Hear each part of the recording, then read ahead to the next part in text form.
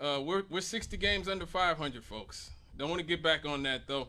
Don't want to get back on that. In the intro, before we went to the Rev, we were talking about, or at least we were, our friends from More Perfect Union were talking about Jonathan Cantor, who is one of the people at the Department of Justice appointed by Joe Biden, who are actually doing their job for once and challenging corporate power.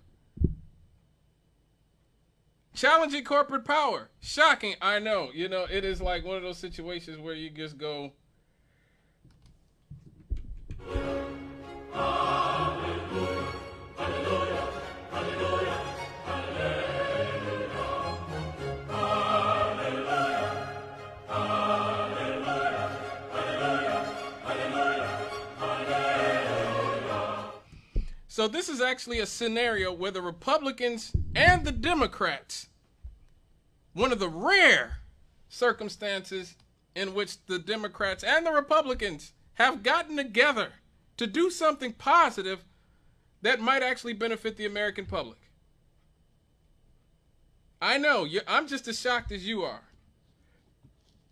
But yes, a U.S. judge has ruled that Google has acted illegally to crush its competition and maintain a monopoly on online search and related advertising.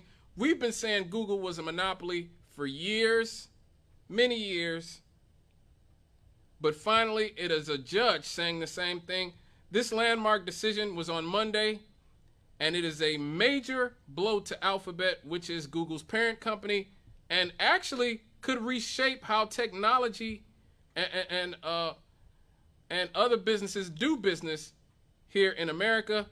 Google was sued by the U.S. Department of Justice in 2020 when Donald Trump was president over its control of about 90% of the online search market.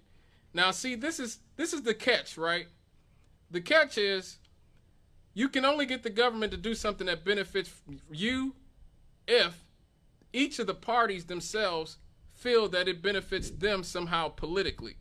Now, Donald Trump is mad at Silicon Valley, and Republicans in general are mad at Silicon Valley because Silicon Valley is generally liberal. Okay? As we've talked about on this show many a times, 90% of the richest congressional districts in America are all Democrat controlled. Silicon Valley is right there at the top. All those billionaires in Silicon Valley, they are Democrats. They hate the Republicans, and very much before Elon Musk bought Twitter, Google, Facebook, 85% of their employees supported Hillary Clinton and supported Joe Biden. And so the Republicans feel like Google and all these technology companies are against them and have an unfair bias against their content, which they do. That is true. And pretty much anything outside of the corporate wing of the Democratic Party, even us as leftists, I told you guys before, if you were listening to the show, that I was targeted by Twitter before it was owned by Elon, and they said I was, doing something I shouldn't have been doing just for posting my opinions about Hillary Clinton. And I'm not a Republican at all. I'm not even on the right. But the sort of culture of the mainstream liberal media is so narrow that even if you're somebody on the left, if you are not a part of the Democrats' version of the left, they target you as well. So if you're a Democrat, if you're a leftist, not a Democrat, or a centrist, or on the right, they will go after you if you seem to be somewhat of a, if you are critical or not a part of what they deem as helping, I guess, the Democrats, the corporate Democrats, not the leftist Democrats. I know it's very confusing, but this is a part of the political realignment that we have in this country. A lot of people still think that the divide is black and white, or Democrats and Republicans, or even liberal conservative. It is not that. It is the establishment versus the non-establishment, and many people in the sort of liberal Democratic wing, the corporate champagne wing of the Democratic Party, as I like to say, have now fully taken on establishment virtues like censorship, like mass surveillance. And so a lot of Republicans who feel like they are the victims and felt like they were the victims in 2020 told Trump to go after Google. And so he said, yeah, we're going to go after Google. That's what we are going to do. And then Joe Biden becomes president. And Joe Biden has people like Jonathan Cantor, who we heard about from in the video, and a woman who's definitely been after my heart for the last few years, Miss Lena Khan, as a part of his administration with the DOJ and the FTC.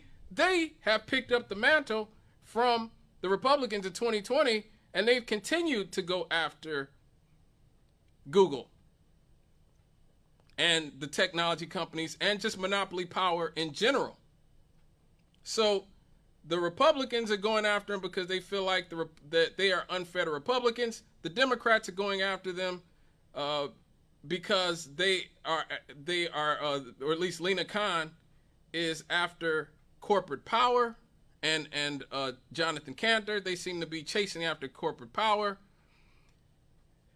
And so this is one of those few weird times in American history where, like, the interest of both parties sort of align. There's some sort of synergy there where both parties actually agree that there is a bad guy, that Google itself is a bad guy, and we get to benefit from this. This has been one of the several lawsuits that have been filed against big tech as U.S. antitrust authorities are attempting to strengthen competition in this industry. Thank God. This is why Google, if you buy a computer, if you have a search browser, Google, everything is Google. It's because they set it up that way. They set these things up this way, and they have basically done everything to keep other search engines from being able to compete.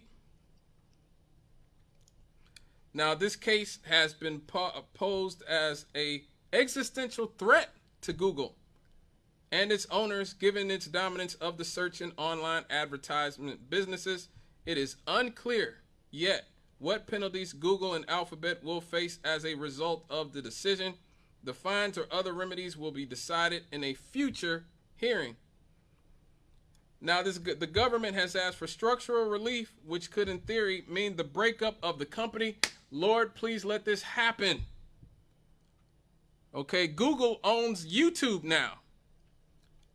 So anybody who has to deal with YouTube, I've had to deal with YouTube. Over the last few years, YouTube has become a very draconian, Orwellian style company that censors anything that is outside of the establishment narrative. During COVID, I mean, you guys know, if you were listening to the show, me and you have had many discussions about this. If you were not 100% on board with whatever corporate government narrative, whether it was about the origins of the virus, which now they've had to admit that it probably was created in a laboratory in China. The Biden administration finally admits this. The Biden administration, the FBI says it probably came from a lab in China. When at first in 2020, if you said that, you would be censored by Google and other big tech firms. Same thing with the vaccine. If you said that you could still catch COVID after being vaccinated, when the vaccine first came out, they would have censored you. Google would have censored you. YouTube would have taken your video down. How do I know this? They took my videos down. And because they are a monopoly, where else do you go?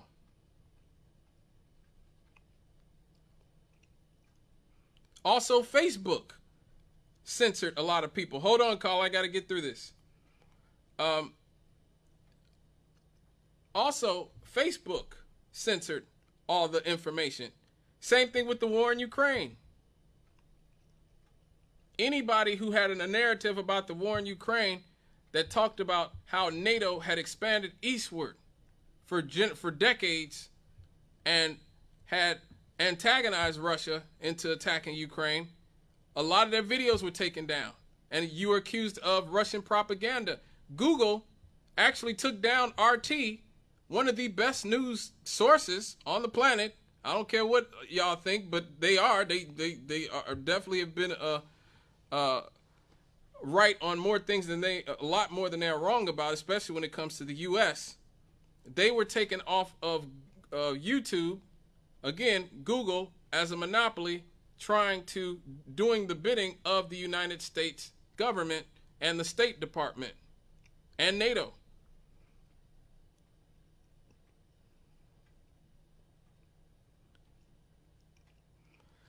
And so this is the danger of having a company like Google that is so powerful. In his decision, U.S. District Judge Amit Mehta said Google had paid billions of dollars to ensure that it would be the default search engine on smartphones and browsers. It's the default browser on this.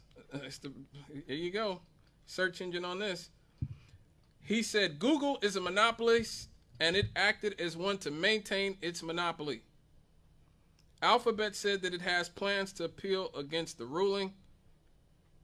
I bet you they will, because there are billions upon billions upon maybe trillions of dollars at stake here.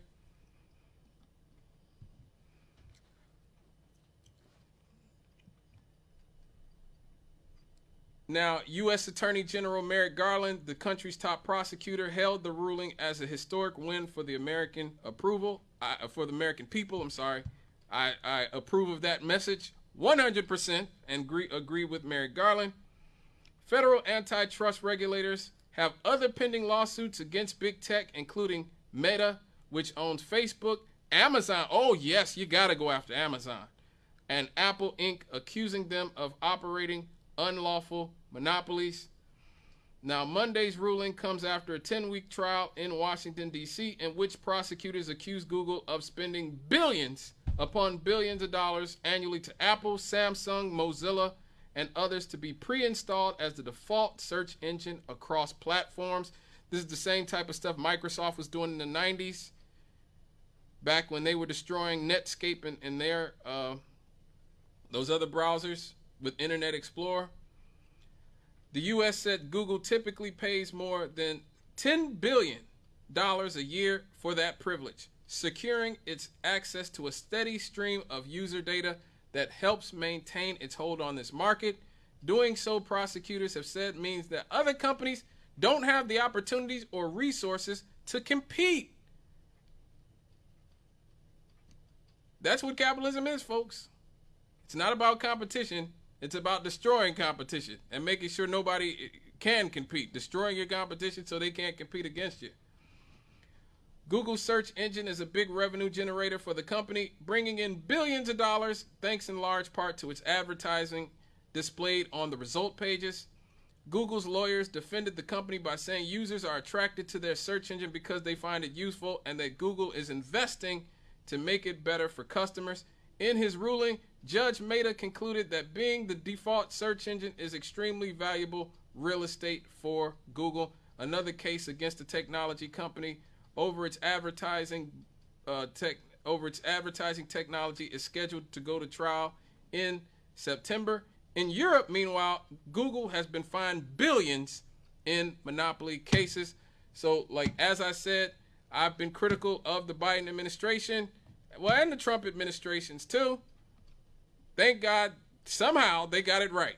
How they both got it right is beyond me. Usually you might be lucky if one gets it right, but in this case, I'm happy that both administrations have found a way to get it right. I'm definitely happy that Joe Biden named people like Jonathan Cantor and, of course, my super duper crush Lena Khan to the on the case of corporate America. Now, that's the good news. The bad news is that, once again, the way our political system is working, we just don't know with the candidates who are running currently what their point of view on this will be. What we're hearing from a lot of the people like Reid Hoffman from LinkedIn, who's a big donor to Kamala Harris, is they want her to get rid of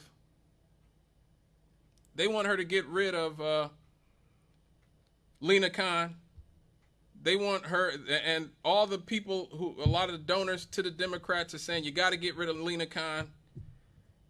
And so will Kamala, who seems to never have any real opinions or views about anything, will she listen to them or will she keep Lena Khan? Meanwhile, you have J.D. Vance, who is Trump's vice president, who's actually praised Lena Khan and said that he likes Lena Khan and thinks that she's one of the few people in American politics doing her job. And so, again, you guys have to open up your mind and realize that American politics are not simple as Democrat, Republican, liberal, conservative, black, white anymore. These people have weird, conflicting, intersecting interests that are dependent on basically their specific interest at any given time. So I just don't know.